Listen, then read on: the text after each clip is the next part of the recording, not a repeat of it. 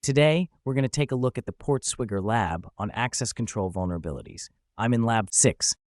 My name is Bawen. Today, we're going to solve this lab. Let's get started.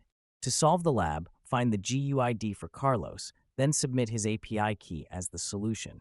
You can log into your own account using the following credentials: Wiener Peter. Now, log in using the provided credentials to proceed.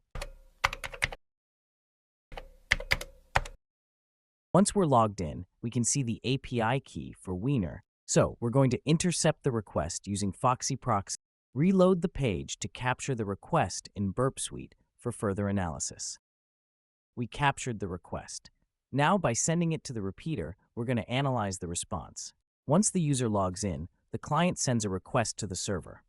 The server processes the request and responds with a randomly generated unique ID and provides an API key. We have an account called Carlos on socialmedia.com. When Carlos logs in, the server returns a unique random ID assigned to him. Each user receives a separate ID to ensure individual identification.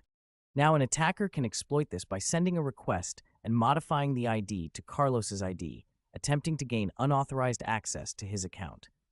When the modified request is sent, the server responds with an API key, exposing sensitive information.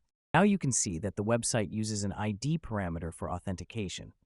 Next, we will analyze the website to check if any other user IDs are exposed. Under the post description, we can see user information labeled as Wiener. By clicking on this, we can retrieve the user ID.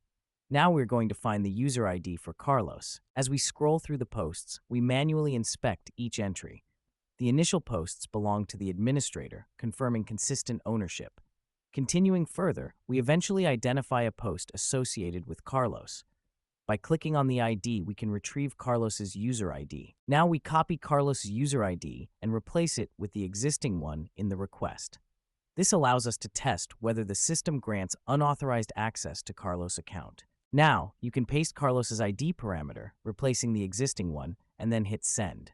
The response returns 200, indicating the page loaded successfully. Next, start searching for Carlos' API key in the response. Click on Show Response in the browser, then copy the URL.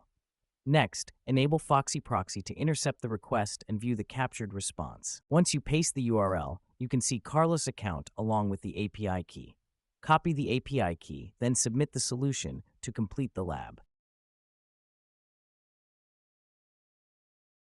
Finally, we're done. We solved the lab. Hope you liked this content. Don't forget to like, share, and subscribe. See you all in the next video.